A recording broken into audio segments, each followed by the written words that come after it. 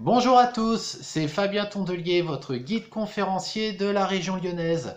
J'espère que vous passez un bon début de week-end et que tout se passe bien chez vous. Alors aujourd'hui, comme prévu, je vais vous parler d'architecture et le sujet que j'ai choisi pour vous va porter sur l'architecture militaire du Moyen Âge à travers les châteaux forts autour de Lyon. La France fourmille de châteaux forts et de fortifications. Ainsi, c'est 13 000 bâtiments sur 50 000 dans le monde qui seraient aujourd'hui recensés dans le pays, soit plus d'un château sur 5 dans le monde qui est français.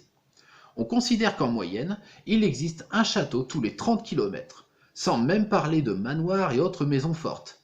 Une telle foison de bâtiments médiévaux qui n'a d'égal pour le nombre que les églises, et qui sont des mines d'informations pour les archéologues et les historiens, aussi bien pour comprendre les considérations militaires de l'époque que pour appréhender la vie quotidienne de leurs occupants.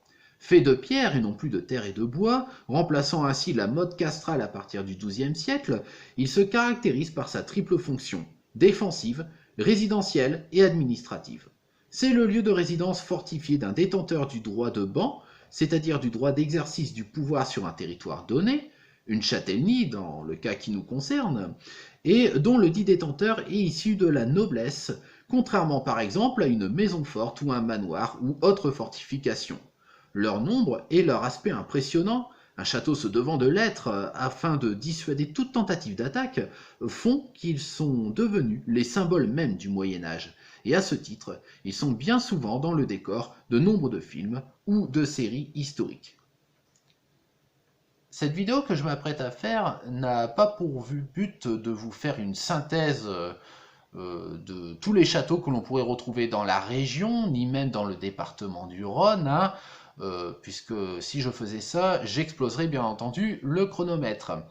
Alors, afin d'être à la fois donc court et en même temps suffisamment attractif, je vous propose 5 châteaux forts. Alors, ces 5 châteaux forts, je les ai choisis en fonction de critères. Ce ne sont pas forcément les critères que vous auriez choisis, hein, ce ne sont pas forcément les châteaux auxquels vous pensez.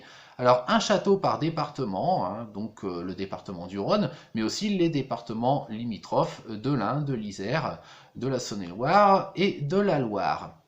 Alors, ces 5 critères sont les suivants. Premièrement, eh bien, c'est bête à dire, mais on doit bel et bien parler de château fort. C'est-à-dire qu'on ne va pas parler de manoir ou de forteresse, hein, comme je l'ai expliqué donc précédemment. Il faut que ce château ait appartenu à un seigneur, hein, donc à un membre de la noblesse. Deuxième critère, eh bien, ce château doit ne pas avoir été trop remanié. Alors évidemment, c'est un petit peu compliqué, mais lorsqu'on pense par exemple aux châteaux du département du Rhône, ils sont certes très très jolis, mais ils ont été très très largement transformés au XIXe siècle, un peu à la sauce romantique hein, ici. Donc on ne va pas vraiment parler de ces châteaux-là, on va plutôt parler de châteaux qui soit ont conservé leur jus médiéval, même s'ils ont pu être reconstruits très très largement, mais plus ou moins à l'identique, hein, à partir donc de travaux archéologiques précis. Soit, eh bien, on va parler de bâtiments qui certes ont été modifiés, mais qui comportent encore une bonne partie ici de bâtiments médiévaux, par exemple donc des remparts, des murs, des tours. Alors, troisième critère, eh bien, ce château doit pouvoir être visité, hein, tout simplement, ici. Et ce qui signifie tout simplement, et là ça rejoint le quatrième critère, que ce château ne doit pas être trop en ruine. Tout simplement, on doit le voir de loin ici, il doit être un minimum attractif.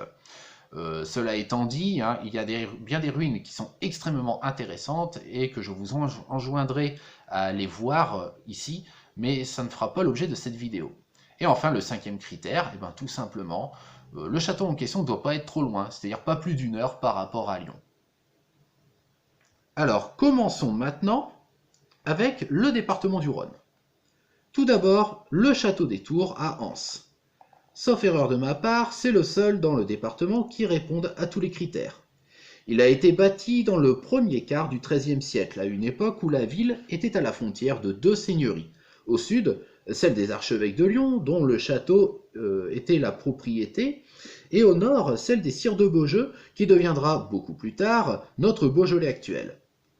C'est d'ailleurs pour freiner leurs ambitions d'expansion que Renaud de Forêt, à la fois comte et archevêque de Lyon, le construit en complément de la rénovation de l'enceinte gallo-romaine du Bas-Empire, effectuée par ses prédécesseurs. Géré en leur nom par un chanoine puis par un membre de la noblesse locale, le château est mis à sac par les Tarvenus en 1364, en pleine guerre de Cent Ans. Mais par miracle, seuls les Charpentes ont souffert. Depuis, à part quelques agrandissements et le percement de baies, il a subi bien peu de remaniements jusqu'à sa restauration dans les années 1980. Long de 44 mètres et large de 12 mètres, il présente un plan original en forme d'épin de la nourrice, flanqué de 2 tours à ses extrémités, un donjon de 23 mètres de haut qui comporte un décor végétalisant d'époque, et une deuxième tour qui comporte un our du début du XIIIe siècle, très rare en France. Une remarquable mosaïque du 1er siècle, découverte à moins d'1 kilomètre d'ici, y est aujourd'hui exposée. Deuxième château, le château de Trévoux, dans le département de l'Ain. Construit au début du XIVe siècle et seulement remanié dans les années 1360, il fut le centre de la seigneurie des sires de Thouars-Villars, alors vassaux de l'empereur du Saint-Empire jusqu'au XVe siècle.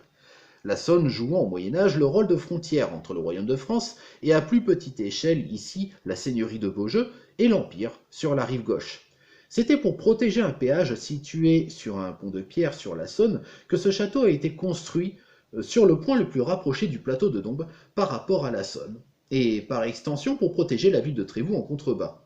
À l'instar du château des Tours, il est considéré comme un témoin exceptionnel de l'architecture seigneuriale au Moyen-Âge, classé monument historique en 1913.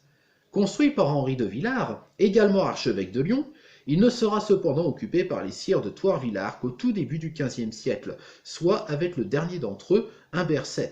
Il comporte 3 tours sur les 6 initiales, une tour ronde, une en fer à cheval et une octogonale, le donjon, culminant à 16 mètres mais qui a perdu 12 mètres à la Révolution. Ce dernier comporte de belles assises en pierre de taille, alternant pierre dorée et pierre blanche, ce qui est plutôt rare, et qui montre que ce château, en plus d'être défensif avec ses meurtrières et ses murs épais, était aussi un lieu de vie et d'exercice du pouvoir, cette décoration étant destinée à impressionner sur le plan esthétique. Pris par les protestants en 1563, il sera abandonné par la suite, avant d'être restauré au XXe siècle. Troisième château, le château de Saint-Quentin-Falavier en Isère. À quelques kilomètres au sud de Lyon, ce château fort, construit entre 1200 et 1250 par le seigneur de Falavier et agrandi peu après par les comtes de Savoie, a cependant bien failli disparaître, étant en ruine dès le XVIIe siècle, jusqu'à ce que des bénévoles le restaurent dans les années 70.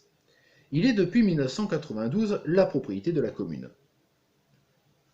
Comme je l'ai dit, s'il est restauré donc plus ou moins à l'identique ici, même si c'est quasiment intégralement, ça peut marcher ici. On a fait des travaux assez sérieux là-bas.